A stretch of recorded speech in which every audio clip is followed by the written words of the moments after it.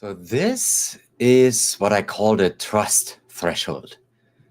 Now, when I was 2 years into my first leadership role, I received my first proper training. By the way, not something I can really recommend. It was a bit too late. But there was this one session on day 2 that I so clearly remember because it was so uncomfortable. We were all asked, it was a cohort of 15 people, we were all asked to imagine all our direct reports, just mentally standing in front of us as a line of people, as a row of people. And we were asked to sort them from lowest to highest level of trust. And I felt, whoa, that was surprisingly easy in that moment.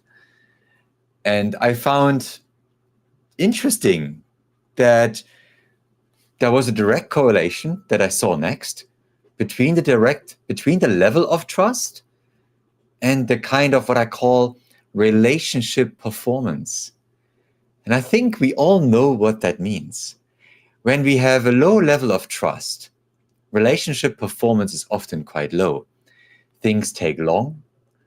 We are protective. The cost is high. It's those situations where you ask for someone's PowerPoint deck and they look at you and say, why do you need that exactly? There is protective behavior that takes extra rounds. Everything's slow. Everything's guarding. But there is this one point, which I call a trust threshold, when things just are going faster and everything speeds up. And it is that recognition that shows us that there is a business case for building trust. Because once we are here, that relationship performance skyrockets. Everything's fast, everything's not costly anymore. And if we know this, if we work with people, we know that performance in organizations happen through people. And we need to get beyond that. And often it takes a long time to get up to that point, isn't it? But once we are here, things get much faster. I share this curve a lot in organizations. And whenever I do this exercise with people, to just imagine the 10 people who report to you, or maybe if you don't have reports as you listen to this here, maybe just imagine the 10 people who you work the most or who you work the closest with at work. Imagine who they are and imagine them and put the level of trust from lowest to highest. You will definitely see the relationship performance and how it plays out. And I find it so instructive because we really want to get higher than this. We want to cross that magical line, because once we're there, things go faster, things go easier, and high trust relationships are just powerful.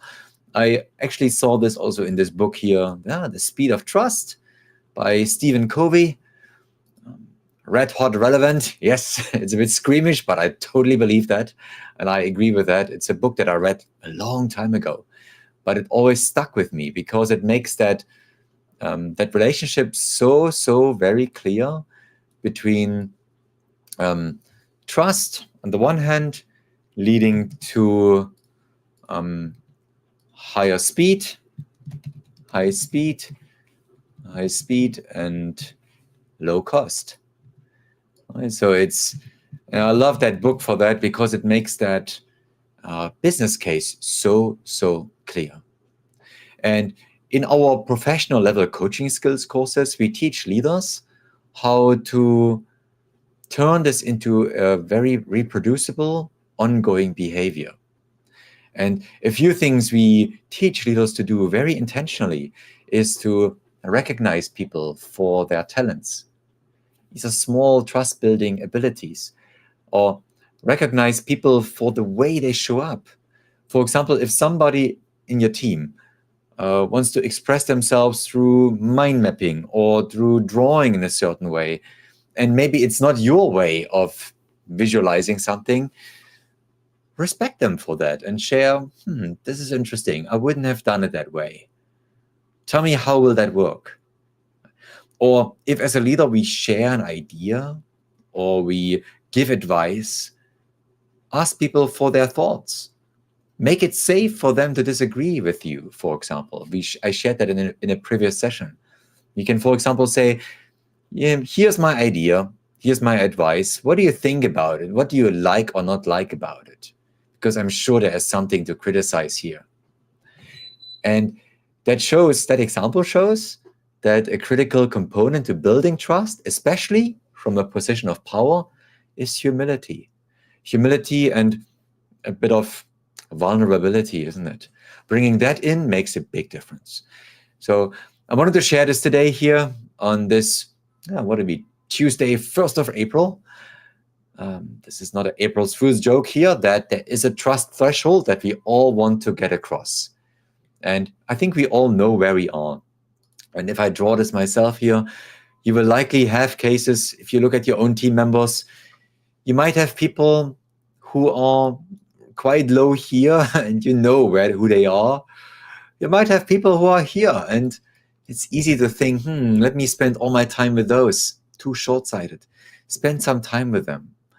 And there might be people who are exactly on the fence here. And here we need to really be careful in how we behave. But we all know is when we are here, we can easily go down here, isn't it? We can easily drop by drawing from that bank account in the wrong way. Hope you find this useful. This is just a small snippet here of an insight. It's a curve that I always draw in my leadership courses. When I run courses at the Singapore Management University, when I teach leaders professional coaching skills courses, and we talk about the concept of trust, this is something red hot relevant, to quote Stephen Covey. Hope you found this useful. Small little tidbit here for 10 minutes. Any questions, let me know. Feel free to just drop a note in the chat as well if you find this useful. And if there's something that you've come across before. This is Mike from IntelliCoach. Wish you all the best. Bye-bye.